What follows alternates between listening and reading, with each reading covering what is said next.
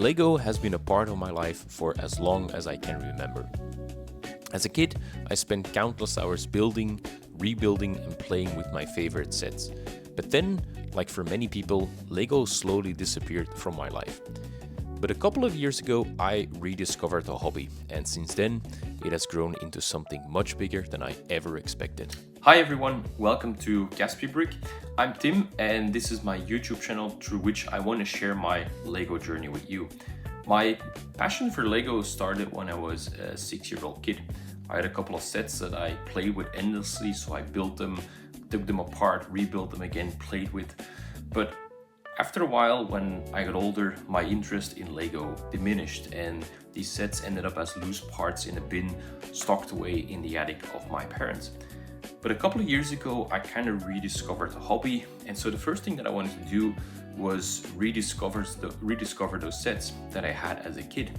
And one set has always stood out in particular for me, and that's the 6086 set, the Black Knight's Castle. It was my favorite set as a kid, so I desperately wanted to rebuild that as an adult. And while doing so, I discovered one thing. Unfortunately, parts disappeared over time. So in trying to put that set back together, I started scouring the second-hand market for Lego parts and discovered that there are quite some sets of old dusty Lego out there stocked away in an attic, screaming to be brought to life again.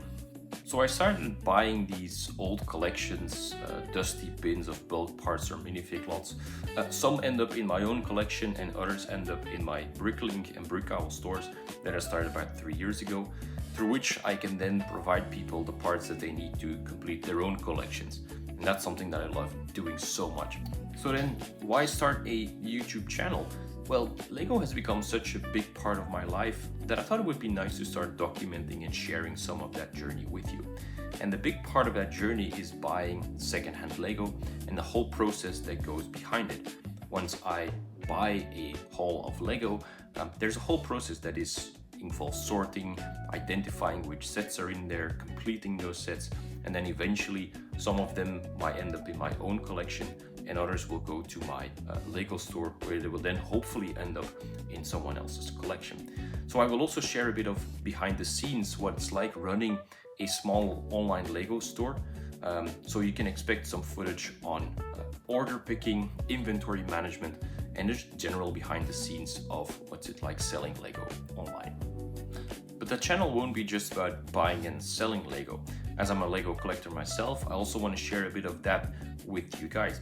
So I'll be talking about, some of the favorite themes, some of the iconic sets that I found throughout my journey of buying secondhand Lego, and doing a bit of deep dive into those. So whether you're here for the treasure hunting side, going through secondhand Lego hauls, the behind the scenes of running a small BrickLink and BrickOwl store, or just because you love Lego as much as I do, I very much welcome you to follow along on that journey.